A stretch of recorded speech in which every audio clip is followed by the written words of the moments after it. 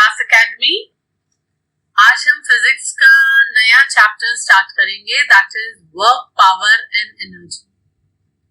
Okay, तो आज हम लोग क्या कवर करेंगे? आज हम बेसिक्स जो आपको चाहिए इस चैप्टर के लिए वो सारे कवर करेंगे। जो आपको बेसिक रिक्वायरमेंट है ये चैप्टर कंटिन्यू करने के लिए, इसको अंडरस्टैंड प्रॉपर करने के लिए, उसमें आएगा एंगल्स, कैसे डिग्री और रेडियंस में हम मेजर करते हैं, आपको पता है उनके बीच में रिलेशन क्या है, कैसे हम डिग्री को रेडियंस में कन्वर्ट कर सकते हैं, रेडियंस को डिग्री में, ये बेसिक आना चाहिए। कुछ ट्रिग्नोमेट्रिक रेशियोज बेसिक जो है, वैसे 6 होती हैं, हम साइन, कॉस और टैन की बात करेंगे क्योंकि वो आपको आनी चाहिए। फिर कुछ रेजोल्यूशन ऑफ वेक्टर्स, वेक्टर्स को कैसे रिजॉल्व करते हैं in X component and Y component, ये भी आपको आना चाहिए, तो वो करेंगे। And dot and cross product का बेसिक फॉर्मूलाज क्या होता है, इतना करना हमें जरूरी है, इसके बिना हम आगे वर्क पावर कर नहीं पाएंगे एनर्जी का। तो ये स्टार्ट करेंगे और छोटा लेक्चर होगा, बहुत बड़ा नहीं होगा, तो कंटिन्यू करते हैं। अगर आपको लेक्चर पसंद आए, आपको थोड़ा बेनिफिशियल लगे, तो प्लीज चैनल को लाइक, शेयर, सब्सक्राइब करना मत भूलना, ठीक है? चलो स्टार्ट करते हैं फिर। ओके, अब हम सबको पता है कि एंगल्स क्या होते हैं, करेक्ट? हम एंगल बनाते हैं, नॉर्मली हमने लिया दिस एंड दिस, आपका बन गया एंगल। जो ये आपकी ये साइड है, इसको हम कह देते हैं initial side, and this is terminal side, and this is theta. I have denoted this angle as theta angle. अब ये थीटा एंगल जो है, ये कैसे मेजर कैसे करते हैं? अभी आपने सोचा है हम लोग मेजर करते हैं, ये मैंने बोला this is the initial side, and यहां से आप स्टार्ट करोगे टू द टर्मिनल साइड जाना। So this is counter clockwise, like this, it is going like this, ये काउंटर क्लॉकवाइज। तो काउंटर क्लॉकवाइज पॉजिटिव एंगल कहते हैं, ठीक है? और अगर हम क्लॉकवाइज भी मेजर करेंगे from terminal side to initial side, तो इसको हम लोग नेगेटिव एंगल कहेंगे। ओके, अच्छा, अब ये भी आपको पता चल गया कि पॉजिटिव और नेगेटिव एंगल क्या है, और रोटेशन जो होती है वो इनिशियल साइड से टर्मिनल साइड पे होती है, दैट इज काउंटर क्लॉकवाइज, और उसको पॉजिटिव कहते हैं। अब हम मेजर कैसे करते हैं एंगल्स? हम लोग करते हैं मेजर या तो डिग्रीज में या रेडियंस में। अब डिग्रीज क्या है? ये पूरा, अगर आपको कोऑर्डिनेट सिस्टम पता हो, आपको अगर थोड़ा सा भी कोऑर्डिनेट सिस्टम पता है, तो हम लोग उसमें करते हैं, आपके एक्स एक्सेस और वाई एक्सेस होती है, this is your x axis, और वर्टिकल जो होती है that is your y axis, correct? अब आपको ये पता है, ये आपका ओरिजिन होता है जिसका कोऑर्डिनेट्स होते हैं आपके 0,0, मतलब पहले हम एक्स कोऑर्डिनेट लिखते हैं फिर वाई, तो एक्स कोऑर्डिनेट की भी वैल्यू 0 है एंड वाई की भी 0 है, ठीक है? अब अगर हमें पूरा यहां से ये वाला एंगल देखें, तो ये एंगल कितना होता है हमारा? 90 डिग्रीज होता है। This again is 90, this again is 90, and this is also 90, तो टोटल कितना हो जाता है? 360 डिग्रीज। अभी अगर हम सर्कल भी बनाते हैं, तो सर्कल का फुल एक पूरी रेवोल्यूशन का अगर हम देखें, तो एंगल कितना कवर हुआ? 360 डिग्रीज। ये भी समझ आ गया आपको कि एक रेवोल्यूशन में 360 डिग्रीज हुए इन डिग्रीज, करेक्ट? अब अगर मैं रेडियन की बात करूं, तो यही एक रेवोल्यूशन में, रेडियन में अगर मैं बोलूंगी, तो मैं बोलूंगी 2 पाई रेडियंस। ओके, ये कितना चल रहे हैं? पूरा का पूरा 1 फुल रेवोल्यूशन करने में कितने एंगल ट्रैवल करे इन टर्म्स ऑफ रेडियंस फाइल से? तो 2 पाई रेडियंस। और डिग्रीज में बोलूंगी तो बोलूंगी 360 डिग्रीज, ये 90 plus 90 plus 90 plus 90 that is 360 degree. तो आपका रिलेशन जो बन गया वो बन गया 2 pi radians equal to 360 degrees. अब आप इससे कोई भी कन्वर्जन कर सकते हैं। हम बोलेंगे कि 15 डिग्री कितना होगा इन टर्म्स ऑफ रेडियंस, अब आपको निकालना है 15 degree is how much radian. Unitary method, हमेशा बोलती हूँ यूनिटरी मेथड से करो, कोई फॉर्मूला याद करने की जरूरत नहीं है। जो निकालना है राइट हैंड साइड पे वो लिखना है। तो यहाँ पे मुझे रेडियन निकालना है, मैं लिख लेती हूँ 360 डिग्रीज इक्वल टू 2 पाई। थोड़ा ऊपर कर लेते हैं, यहाँ पे नीचे आ जाते हैं। ओके, अब क्या लिख दिया मैंने 360 degrees equal to 2 pi. 1 degree equal to 2 pi by 360 radians. हमें कितना निकालना था 15 डिग्री, तो 15 degree equal to 2 pi by 360 into 15। Solve कर लेंगे आप, इसकी वैल्यू जो भी वैल्यू आएगी उतने रेडियंस हो गया आपको। आपको इन टर्म्स ऑफ पाई करना है तो आप इन टर्म्स ऑफ पाई लिखा रहने दे सकते हो। अब अगर मैं इसको करूं तो 3 5 15, 3 1 20 करेक्ट। अब ये 5 से फिर कर सकते हैं, 5 1 एंड 5 2 एंड 5 4 2 से इसको कर दूंगी तो 12। तो ये कितना आ गया 15 degree equal to pi by 12 radiance.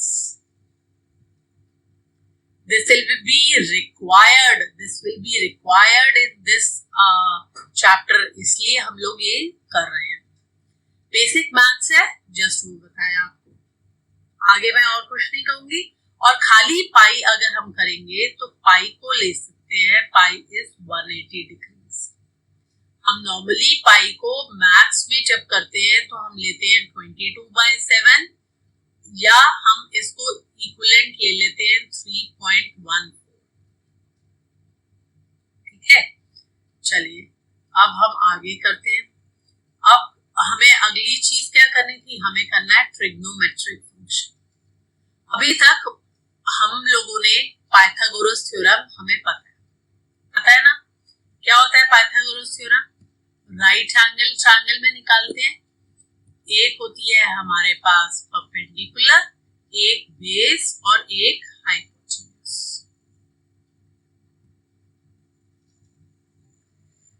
तो अगर मैं ये वाला एंगल थीटा एंगल लेती हूँ, ये है मेरा 90 डिग्रीज, ये मेरा हो गया थीटा एंगल के ऑपोजिट वाली साइड को मैं ले लेती हूँ परपेंडिकुलर, यहाँ नीचे इसको ले लेते हैं बेस, तो ये आ जाता है आपका हाइपोटेन्यूज। और पाइथागोरियन क्या कहते हैं, पाइथागोरस थ्योरम क्या कहती है कि हाइपोटेन्यूज का square that is equal to perpendicular square plus base का स्क्वायर। यही होती है हमारी, ये होती है हमारी पाइथागोरस थ्योरम, हमने अभी तक करी है। अब हमें कुछ करना है, क्या करना है, हमें ट्रिग्नोमेट्रिक रेशियो। बहुत बार होता है हमें एंगल निकालना है, तो क्या होगा, तो हम ये एंगल कैसे निकालते हैं इन टर्म्स ऑफ ट्रिग्नोमेट्रिक रेशियोज। तो वो क्या करते हैं, ट्रिग्नोमेट्रिक रेशियोज हमारी होती हैं, अगर हम पूरा लिखें तो साइन, कोसाइन, टेंजेंट, ऐसे ही हमारी आगे होती हैं। और 3 होती हैं, वो कौन कौन सी होती हैं बताओ, आपको याद है क्या?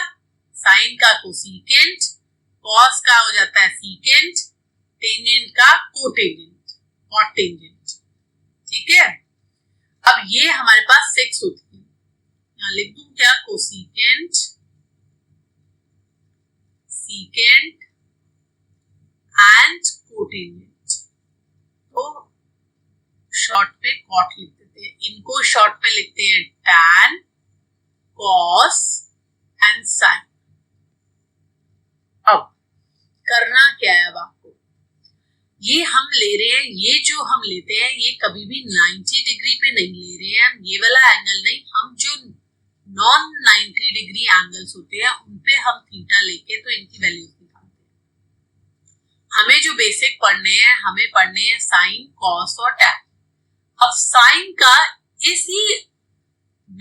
इसी ट्रायंगल में जो राइट एंगल ट्रायंगल है, एक तो राइट एंगल ट्रायंगल होना चाहिए, पर जो एंगल है वो हम लेते हैं नॉन 90 डिग्री वाला, तो ईदर दिस वन और दिस वन, दोनों में से कोई भी ले सकते हैं। अब अगर मैं ये लूंगी, हम दोनों से अभी करेंगे, अगर मैंने ये एंगल थीटा लिया तो इसमें मेरा साइन हो जाएगा P बाय H, मतलब परपेंडिकुलर अपॉन हाइपोटेन्यूज। अगर मैं कॉस लूंगी तो कॉस मेरा हो जाएगा B ओवर H। ठीक है, बिल्कुल जी ठीक है। अब हमारा टैन क्या हो जाएगा, अगर हम करें तो टैन जो टेंजेंट होता है, शॉर्ट फॉर्म टैन होती है, टैन थीटा जो होता है दैट इज हमारा परपेंडिकुलर अपॉन बेस, और we can also write it as sine theta over cos theta. अब साइन कॉस जो है बेसिकली ये साइन होता है and COS cos is cosine. ठीक है, हम अभी तीन ही बेसिक जो हमारे हैं उनको यूज करेंगे, sine, cosine and tangent, short form SIN, COS for this and tangent का शॉर्ट फॉर्म टैन।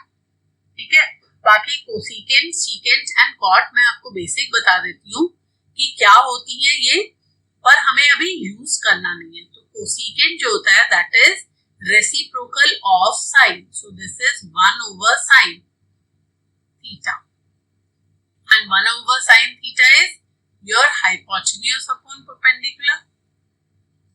Okay, ऐसे ही हमारा जो secant है that is reciprocal of cos theta। अब cos theta क्या है हमारा B upon H, तो ये हो जाएगा H upon B। ऐसे ही cot थीटा जो है that is cotangent cot theta that is reciprocal of tan theta, और ये हमारा हो जाएगा बेस अपॉन परपेंडिकुलर, और this can also be written as cos theta over sin theta. This can also be written as cos theta over sin theta. अब ये है क्या, कैसे टर्म्स निकालनी है, किसी भी एंगल में, right angle triangle, right angle यही मैंने यहाँ पे लिखा है, इसको opposite side, hypotenuse, adjacent side, hypotenuse, perpendicular, base से भी कर सकते हैं। अभी मैंने किया था कि मैंने एंगल नीचे वाला लिया, डिपेंड करता है कि आप एंगल कौन सा ले रहे हो। तो इसमें आपको आना चाहिए एक तो पाइथागोरस थ्योरम, और एक आपको ध्यान रखना है कि कौन सा एंगल के लिए हम लोग साइन निकाल रहे हैं। अभी मैंने नीचे वाला लिया था, इफ यू रिमेम्बर। अब मैं ले लेती हूँ ये वाला एंगल थीटा। बात याद रखनी है, बहुत ही इंपॉर्टेंट है, ध्यान से सुनना। ये वाला थीटा ले रही हूँ तो थीटा के ऑपोजिट वाला जो होता है दैट इज ऑपोजिट एंगल भी बोल सकते हैं, या आप परपेंडिकुलर बोल सकते हैं। ये है आपका 90 डिग्री, तो परपेंडिकुलर जो एंगल 90 डिग्री बन रहा है उसमें आपको पता चल गया परपेंडिकुलर, तो दूसरा हो जाएगा बेस और दी एडजेसेंट एंगल, एडजेसेंट साइड, और ये हो जाएगा आपका हाइपोटेन्यूज। ये आपको लिखना जरूरी है, क्यों? क्योंकि आपका अगर मैं करूं ये वाला थीटा 1 2 कर देते हैं इसको, ठीक है, तो अब आपका साइन थीटा 2 क्या हो जाएगा, sine theta 2 is perpendicular upon hypotenuse. ये वाला अगर मैं थीटा 1 लिखूंगी तो थीटा 1 के लिए ये मैं P2 कर देती हूँ, B2 कर देती हूँ। थीटा 1 के लिए हमारा क्या हो जाएगा, ये ऑपोजिट साइड है तो ये हमारी परपेंडिकुलर 1 बन जाएगी, and this is your base 1। ठीक है, तो अब अगर वो मुझे लिखना है तो साइन थीटा 1 जो है वो मेरा बन जाएगा, this is P2 over H।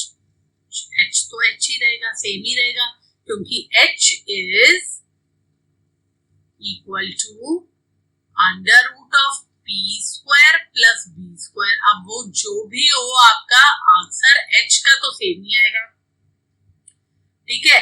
तो अब θ1 जो आएगा that is p1 over b1। Nothing, I am not doing anything, बस मैं आपको बार बार बताने की कोशिश कर रही हूँ कि एंगल जो होगा, जिस एंगल के लिए आपको साइन कोसाइन निकालना है, वो एंगल के ऑपोजिट वाली साइड जो है वो आपको परपेंडिकुलर लेनी है, और you can say opposite side होगी। आप ऑपोजिट साइड भी बोल सकते हो। अब ये वाला आपका थीटा एंगल है इस डायग्राम में, तो इसके ऑपोजिट वाली साइड जो है that will be your opposite side. आप याद रखना है या परपेंडिकुलर याद रखना है, वो आप देख लो। इसके ऑपोजिट ये परपेंडिकुलर तो 90 डिग्री इसके साथ बन रहा है, तो ये बेस हो गया आपका और ये हाइपोटेन्यूज हो गया। और साइन थीटा जो आपका आएगा, sine theta will be your opposite side.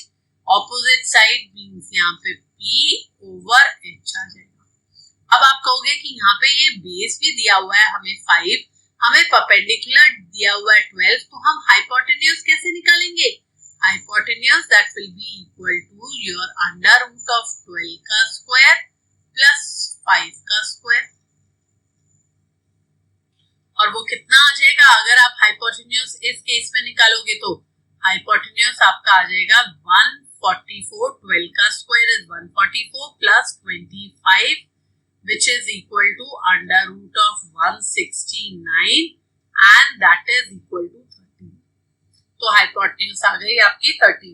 तो साइन थीटा कितना हो गया? साइन थीटा हो गया आपका 12/13। Okay, these things are required, इसीलिए हम लोग कर रहे हैं। ओके, कोई भी डाउट हो तो आप क्लियर कर सकते हो, हमसे पूछ सकते हो। ऐसे ही आप कॉस भी लिख सकते हैं एंड टैन भी लिख सकते हैं, ठीक है।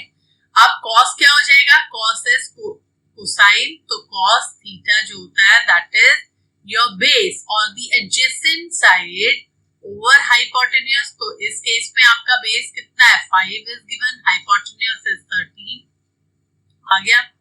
आपको टैन थीटा लिखना है। What is tan theta? Tan theta is opposite side और परपेंडिकुलर ओवर बेस और base, that is adjacent side. So perpendicular is opposite side, so that is 12 and base is 5। अच्छा, अब ये भी हो गया। अब आपका, अब आपको क्या है, ये तो थीटा कोई अननोन एंगल के को निकालना है।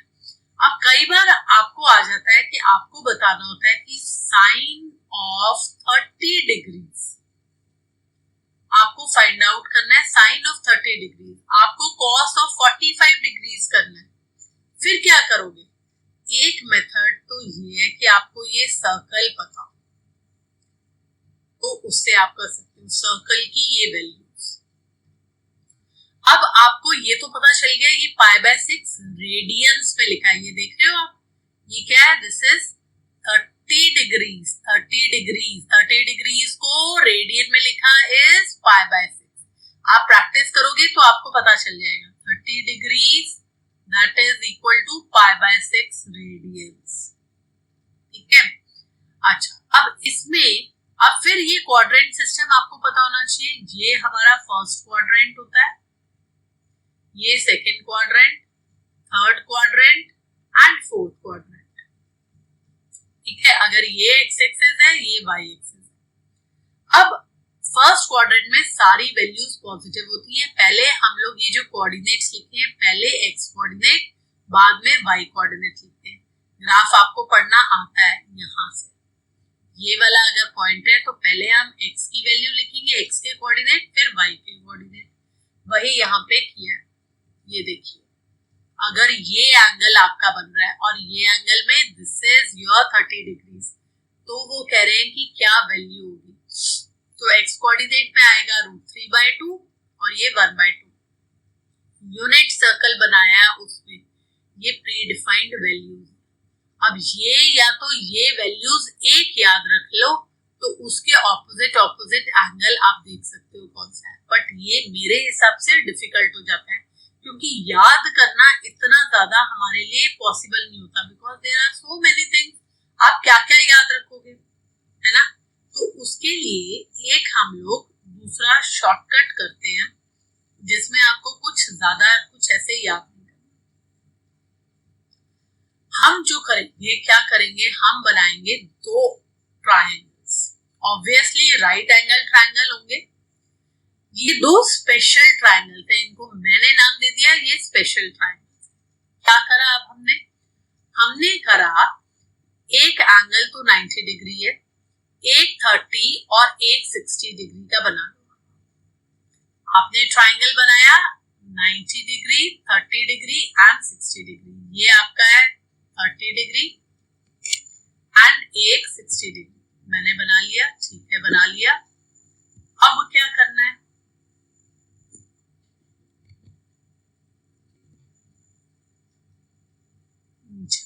सॉरी, ओके, बने हुए पे कर लेते हैं, है ना, जो बना हुआ है उस पे कर लेंगे क्या,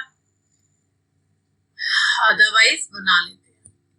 ये देखिए, ये मैंने एक ट्रायंगल, राइट एंगल ट्रायंगल बनाया है। अब मुझे क्या करना है, मुझे करना है, याद रखना है कि एक मैंने जो बनाना है उसमें ये 30 डिग्री और ये 60 डिग्री, 180 डिग्री हो गया टोटल, दिस इज 90 ओनली, बिल्कुल हो गया। अब 30 डिग्री एंगल के ऑपोजिट वाली साइड आपकी छोटी होगी, तो यहां लिख लिया मैंने 1, ठीक है। 60 डिग्री के ऑपोजिट वाली साइड हो गई मेरी √3। अब हाइपोटेन्यूज में निकाल सकती हूँ अंडर रूट ऑफ √3 का square. What is the square of √3? √3 का स्क्वायर तो कितना होता है, 3 ओनली, ओके। तो मैंने करा यहाँ पे स्क्वायर रूट ऑफ, क्योंकि मैं हाइपोटेन्यूज निकाल रही हूँ, √3 का स्क्वायर प्लस 1 का स्क्वायर। अब ये कितना आ गया, square root of 3 plus 1 that is equal to square root of 4, 4 का पता है 2, तो ये आ गया आपका हाइपोटेन्यूज 2। यही यहाँ पे लिखा है। एक स्पेशल ट्रायंगल ये याद करना है और एक करना है जिसमें 45 डिग्रीज के एंगल हो। अब आपको पता है 45 डिग्रीज के जब एंगल बन रहे हैं तो क्या है, ये आइसोसेलेस ट्रायंगल है, मतलब इसकी ये दोनों साइड्स इक्वल है और वो इक्वल साइड्स कितनी लेनी है, 1 1। अब जब ये 1 1 लेंगे हम हाइपोटेन्यूज फिर से निकाल सकते हैं। Hypotenuse will be square root of 1 का स्क्वायर प्लस 1 का स्क्वायर। अब ये कितना आ गया, 1 का square is 1 only plus 1 only, तो ये आ गया √2, करेक्ट, ये हो गया। अब जब आपको इनसे sin 30 कोई पूछे, आपको cos 30 कोई पूछे, कोई भी एंगल पूछे, आप बता सकते हो कैसे। अब sin 30 कौन सा है, ये वाला है 30, इसके ऑपोजिट वाली side will be your perpendicular, this will be your base and this is your hypotenuse for 30 degree I am saying, not 60। अब ये 30 के लिए तो sin 30 is perpendicular upon hypotenuse, perpendicular is 1, hypotenuse is 2, आपकी value आ गई 1/2, so sin 30 is 1/2। cos 45 के लिए come to this one, इसमें से कोई भी ले सकते हैं। अब अगर मैं ये वाला एंगल ले रही हूँ 45, तो इसके ऑपोजिट वाली साइड हो गई परपेंडिकुलर और ये वाली हो गई base and this is your hypotenuse. तो cos का क्या होता है, cos is your base upon hypotenuse, base कितना है 1, हाइपोटेन्यूज इज √2 आ गया। अब मुझे क्या निकालना है, नेक्स्ट चीज tan 60 डिग्री। अब 60 डिग्री बोल रहे हैं, 60 कौन सा है, दिस वन इज 60, करेक्ट। अब मैं ये जरा सा इरेज कर देती हूँ आपके लिए। थीटा एंगल मैंने ले लिया 60 डिग्री, 60 डिग्री के ऑपोजिट वाली साइड अब मेरी हो जाएगी परपेंडिकुलर। इस केस में इसको डिफरेंट कलर से लिख लेते हैं ताकि आपको पता रहे। तो ये हो गई आपकी परपेंडिकुलर, ये हो गई आपकी बेस इस केस में। तो tan 360 perpendicular upon hypotenuse. Perpendicular हो गया मेरा √3 एंड हाइपोटेन्यूज इज 2, तो वैल्यू आ गई √3। चलिए ये भी हो गया। अब आपको होप कर रही हूं कि आपको ये सब समझ आ रहा है बेसिकली करना कैसे है। ये मैथ्स में भी करेंगे डिटेल में, लेकिन अभी आपको बेसिक चीजें समझा रही हूँ कि होता क्या है, क्योंकि ये सब यूज होने वाला है। अब आ गए हम रेजोल्यूशन ऑफ वेक्टर्स में। अच्छा, अब वेक्टर्स को हम रिजॉल्व करते हैं। सपोज करते हैं कि आपके पास ये आपकी एक्स एक्सिस है, ठीक है, और ये आपने बना ली आपकी वाई एक्सिस। आपके पास है एक वेक्टर जो मैं डिफरेंट कलर से बना लेती हूँ। ये आपका एक वेक्टर ए, ठीक है। अब ये है आपका वेक्टर ए। ये कुछ एक्स एक्सिस के साथ कुछ थीटा एंगल पे। ध्यान से सुनना मैं क्या कह रही हूँ। इनको रिजॉल्व करना मतलब इनके कंपोनेंट्स एक्स डायरेक्शन में कितने होंगे, इस वेक्टर का जो है हमको बनाना है कि इस वेक्टर का कंपोनेंट एक्स एक्सिस में कितना होगा और वाई एक्सिस में कितना होगा, ठीक है। मतलब क्या करना है, हमें स्प्लिट करना है ये जो वेक्टर है ए इनटू इट्स 2 और मोर कंपोनेंट्स भी कर सकते हैं जो कि म्यूचुअली परपेंडिकुलर एक्सिस होती है। एक्स में कितना होगा और वाई में कितना होगा, ठीक है। तो ये एक्स एक्सिस के साथ थीटा एंगल बना रहा है, तो यहां पे मैं लिख दूंगी इसका क्या, जिसके साथ वो थीटा एंगल हम देख रहे हैं वो वाली एक्सिस में इसका कॉस कंपोनेंट होता है। इसीलिए हमने पहले ट्रिग्नोमेट्री के करे कि कॉस क्या होता है। अब आपका अगर आप यहां से एक परपेंडिकुलर ड्रॉ कर देंगे तो ये वाली साइड जो है this will become your perpendicular, ये बेस बन जाएगी, ये हाइपोटेन्यूज, तो उसका कोसाइन एंगल थीटा का वो हो जाता है, आपकी वैल्यू आ जाती है एक्स कंपोनेंट में ए कॉस थीटा, और वाई में आ जाएगा आपका A sine theta. Understood. Horizontal component हमने बोल दिया इसका ए कॉस थीटा, बिकॉज हम ये थीटा एंगल के साथ मैं कैलकुलेट कर रही हूँ। अब यही चीज जरा ध्यान से सुनना, ऐसा नहीं है कि हमेशा एक्स कंपोनेंट जो है एक्स डायरेक्शन में या हॉरिजॉन्टल डायरेक्शन में कॉस ही आएगा।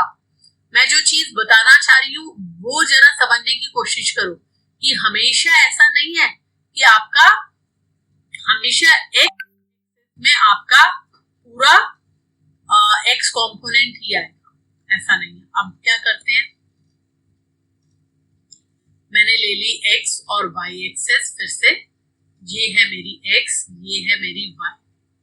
अब मैंने एक एंगल कोई बना लिया, मैं ले लेती हूं एंगल।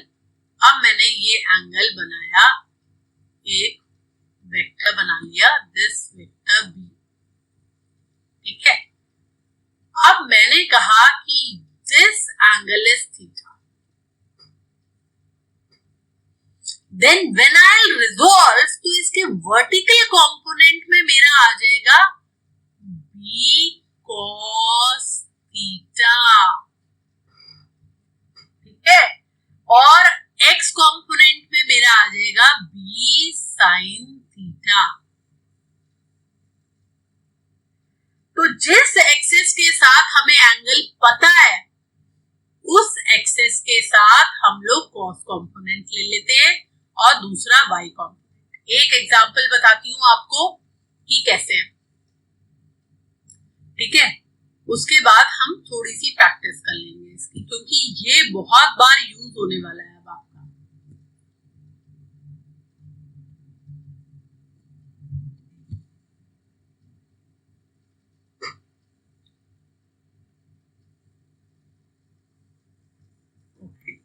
तो क्या करा मैंने, अब मैंने करा ये मेरी हो गई एक्स एक्सिस और ये हो गई मेरी वाई एक्सिस। अब मैंने एक वेक्टर बनाया, ये सपोज मैंने एक वेक्टर बना दिया।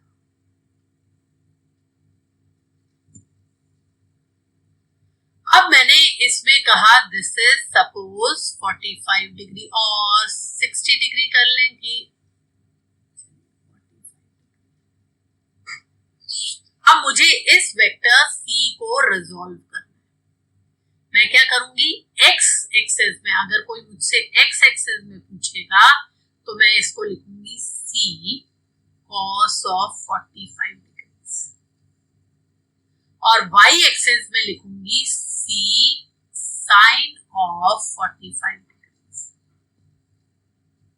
ठीक है, अब आप ऐसा भी कर सकते हो कि आपको ये एंगल पता है तो ऑब्वियसली आपको ये वाला एंगल भी पता चल जाएगा। इस केस में ये थीटा है तो this will be 90 minus theta, क्योंकि ये तो राइट परपेंडिकुलर होती है ना एक्स और वाई एक्सिस आपस में, तो ये थीटा है तो this will become your 90 minus theta also. अभी हम ये और डिटेल में अगर घुसते जाएंगे तो हम ट्रिग्नोमेट्री पूरी कर लेंगे। तो अब इसमें इसलिए मैं यहाँ पे अभी इतनी ज्यादा डिटेल नहीं कर रही हूँ कि क्या करना है, कैसे होगा। तो sine 90 minus theta is cos theta होंगी। तो हम लोग अभी उन सब डिटेल्स में नहीं जा रहे हैं, बेसिक बेसिक चीजें बता रही हूँ। अब इसमें हम एग्जांपल कर लेते हैं कि फिगर मैंने जो बनाई है। अब इसमें देखो अब क्या करा, एक ये वाला मैंने वेक्टर लिया जिसमें क्या है आपका 50 डिग्री, ठीक है 50 डिग्री आपका बन रहा है। अब ये 50 डिग्री है, 50 न्यूटन का मैंने एक फोर्स ले लिया। चलिए ये बना, इसको रिजॉल्व करना है। ये 60 degree with this x axis, ये 60 डिग्री बना है। तो मेरा क्या हो गया, मेरा हॉरिजॉन्टल कंपोनेंट ये हो गया 50 cos 60, वर्टिकल कंपोनेंट ऊपर की तरफ मेरा 50 sin 60। आ गया आपको समझ। अब मैंने एक और बनाया, क्या लिया मैंने एक एग्जांपल लिया कि this is my 20 Newton force.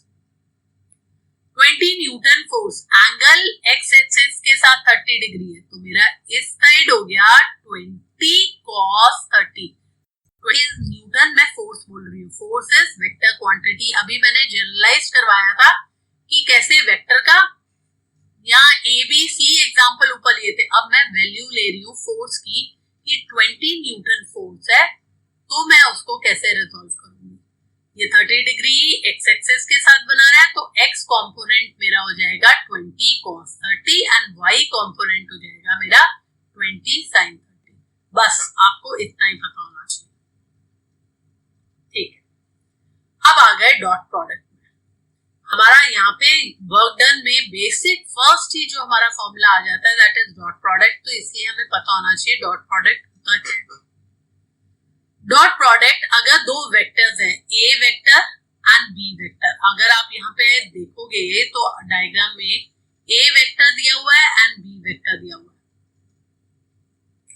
अब मुझे इनका डॉट प्रोडक्ट निकालना है, तो dot product will be magnitude of A into magnitude of B into cos theta. क्यों कॉस थीटा? अगर आप रिजॉल्व भी करोगे, ये आपस में थीटा एंगल में है तो एक्स डायरेक्शन में इसका कितना आएगा, बी का कंपोनेंट बी कॉस थीटा, इसीलिए वो बी कॉस थीटा आ गया। ओके, बस इतनी सी बात है जो हमें पता होनी चाहिए डॉट प्रोडक्ट में। डॉट प्रोडक्ट का फॉर्मूला ए डॉट बी अगर हम कर रहे हैं तो that is A B cos theta. अब यही अगर क्रॉस प्रोडक्ट अगर हम करें दैट इज वेक्टर प्रोडक्ट, उसको हम बोलते हैं। तो ए क्रॉस बी जो होता है that is A cross B, vector A into vector B, cross of vector B. अब इसमें जो रिजल्टेंट आता है ना, वो रिजल्टेंट जो होगा that is equal to magnitude of A into magnitude of B into sine of the angle between A and B. A और बी वेक्टर्स के बीच में जो एंगल है उसका साइन लेना है, साइन ऑफ दैट एंगल, ठीक है। जो रिजल्टेंट आएगा वो आपका परपेंडिकुलर होगा to both a vector also and b vector also. अभी हमें और डिटेल इसकी नहीं करनी है, बस जस्ट बता रही हूँ आपको। और ये एंगल 0 से 180 के बीच में होना चाहिए, जो दो वेक्टर्स के बीच में एंगल ले रहे हैं। अच्छा ठीक है, इतनी बात समझ आ गई। ये था, आज हम यहीं पे स्टॉप करते हैं। बेसिक जो चीजें आपको आनी चाहिए वर्क के लिए, आपको पावर के लिए, एनर्जी के लिए, वो मैंने आपको आज करवा दी है। होप कर रही हूँ कि आज का लेक्चर आपको समझ आया होगा। आज हम इतना ही करेंगे, बस बेसिक। कल के लेक्चर में हम आगे फर्दर करेंगे, आपका वर्क डन स्टार्ट करेंगे, टाइप्स ऑफ वर्क करेंगे। आज की चीजें अगर आपको समझ आ गई हो, बेनिफिशियल लगी हो, तो प्लीज लाइक शेयर सब्सक्राइब जरूर कर लेना हमारा चैनल प्रकाश एकेडमी। और कोई भी डाउट हो तो आप हमसे पूछ सकते हैं, ठीक है। चलिए then, see you tomorrow with new lecture. Further इसका आगे करेंगे। Take care and good bye.